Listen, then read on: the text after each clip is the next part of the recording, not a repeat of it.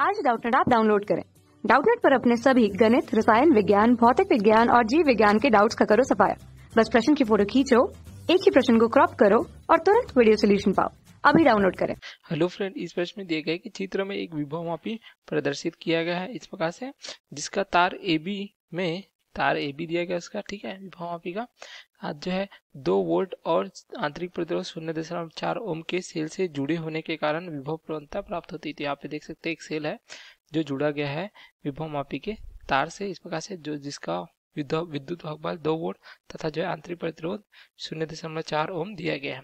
तो एक मानक सेल जिसका नियत विद्युत वाहक बल जो है 1.02 वोल्ट है, तो यहाँ पे दिया गया अगर एक जो है मानक सेल जिसका ई का मान दिया गया 1.02 वोल्ट, तो हमें क्या है तार के जो है 67.3 सेंटीमीटर लंबाई पर संतुलन बिंदु प्राप्त होता है। तो यहाँ पे जो अगर यहाँ दे दे संतुलन बिंदु अगर सी लेते हैं तो ये लंबाई अगर हम L1 लेते हैं तो यहाँ पे क्या प्राप्त हो रहा है, हमें संतुलन बिंदु प्राप्त हो रहा है, यह है 67.3 सेंटीमीटर पर इस प्रकार से, ठीक है। जब विद्युत वाहक बल का मान क्या है 1.02 वोल्ट।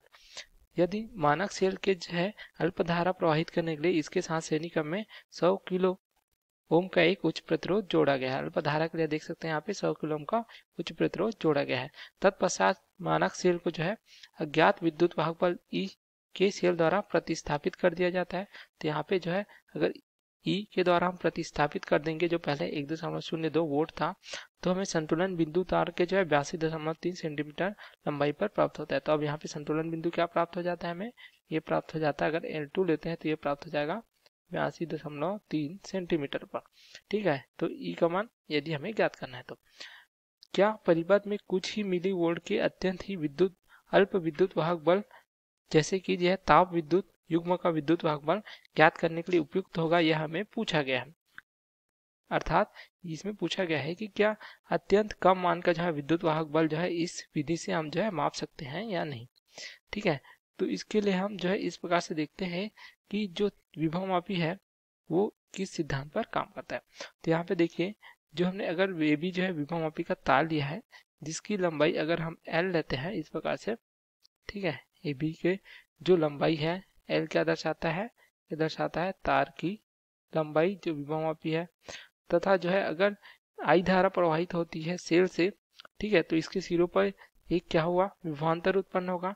अगर A तथा B के सिरों के बीच अगर विभवांतर हम V लेते हैं, ठीक है, V क्या दर्शाता है तार ए बी सिरों पर विभव पतन, इस प्रकार से हम देख। तो यहाँ से हम जो है विभव प्रवणता का मान ज्ञात कर सकते हैं। इसके लिए क्या प्राप्त होता है, हमें विभव प्रवणता क्या होती है, एकांक लंबाई का जो है क्या हो जाता है विभव का पतन, ठीक है। तो यहाँ पे एकांक लंबाई के लिए हो जाएगा, तो अगर इसे हम k से दर्शाता है तो k बराबर क्या प्राप्त होता है हमें V/L, ठीक है, इस प्रकार से। अर्थात जो लंबाई से हम जो विभवांतर को भाग देते हैं जो तार ए बी का है, तो ये हमें विभव प्रवणता प्राप्त होती है।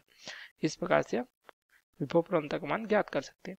अब देखिए अगर कोई विद्युत वाहक बल E है जिसका मान हमें ज्ञात करना है, तो अगर जो है बिंदु अगर लेते हैं यहाँ पे हम C बिंदु है, ठीक है, जिसमें संतुलन बिंदु प्राप्त हो रहा है, अर्थात कोई विक्षेप नहीं है यहाँ पे किसमें धारामापी पे, तो इस स्थिति में जो है धारामापी क्या है संतुलन की स्थिति में है, ठीक है। तो यहाँ पे हम देख सकते हैं E का मान किस प्रकार से ज्ञात कर सकते हैं, अगर यह संतुलन लंबाई अगर A से C के बीच की दूरी अगर हम लेते हैं L इस प्रकार से, ठीक है, A से C की बीच दूरी L है, तो इस विद्युत वाहक बल E का मान किस सूत्र की सहायता ज्ञात कर सकते हैं, ये ज्ञात कर सकते हैं E बराबर प्राप्त हो जाएगा हमें K गुणित L, जहाँ पे ये छोटा L हो जाएगा, ठीक है। K क्या है विभव प्रवणता, L जो है संतुलन बिंदु की लंबाई, ठीक है, इस प्रकार L संतुलन बिंदु की लंबाई को जो है प्रदर्शित करती है। अब देखिए जैसे प्रश्नानुसार दिया गया था कि अगर कुछ ही मिली वोल्ट के अत्यंत ही अल्प विद्युत वाहक बल, मिली वोल्ट का अर्थात जो है अगर हमें ई का मापन करना है जिसका मान क्या है बहुत ही कम वोल्ट का है, अर्थात जो है ये दर्शा रहा है अगर मिली वोल्ट का, ठीक है, इसका मापन हमें करना है।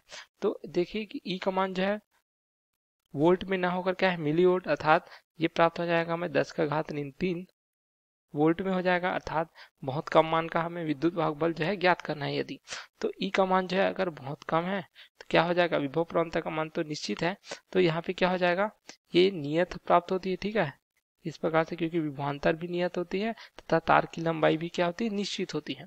ठीक है, तो इस प्रकार से तो यहाँ पे L क्या हो जाएगा, देख सकते हैं ये जो है अनुक्रमानुपाती है विद्युत वाहक बल के। तो अगर E का मान कम है, क्योंकि ये बहुत ही कम मात्रा का है, अल्प मात्रा का है, कम मान का जो है विद्युत वाहक बल यदि हमें मापन करना है, तो संतुलन लंबाई भी क्या हो जाएगी, कम हो जाएगी, देख सकते हैं अनुक्रमानुपाती होने के कारण। ठीक है, तो संतुलन लंबाई देखें यदि L का मान कम है, अर्थात L का मान कम किस दिशा में होगा, देखिए इस प्रकार से, अर्थात हमें जो है जो संतुलन बिंदु प्राप्त होगा वो किस दिशा में प्राप्त होगा, वह एक ही दिशा में प्राप्त होगा, अर्थात जो है हमें विभवांक को या जॉकी को इस प्रकार जो है इस दिशा में अर्थात बाईं दिशा में खिसकाना पड़ेगा। तो ये जो है संतुलन बिंदु प्राप्त होगी, यदि हमें इस बिंदु पर प्राप्त होती है, अगर बहुत कम वोल्ट है तो क्या हो जाएगा, ये जो है ए के बहुत निकट प्राप्त हो जाएगा हमें। ठीक है, जिसका मापन जो है आसानी से नहीं किया जा सकता। तो हम कह सकते हैं कि जो अल्प मात्रा की जो विद्युत वाहक बल है, इसका मापन जो है हम इसकी सहायता से नहीं कर सकते, क्योंकि संतुलन बिंदु जो है हमें ए के समीप प्राप्त होगा। तो हम कह सकते हैं कि जो अत्यंत ही अल्प विद्युत वाहक बल है उसका मापन इस विधि से नहीं किया जा सकता, क्योंकि यहाँ पे हम देख सकते हैं कि विद्युत वाहक बल का मान कम है तो संतुलन की लंबाई जो है यह भी कम हो जाती है, अर्थात जो है संतुलन बिंदु हमें ए के समीप प्राप्त होता है।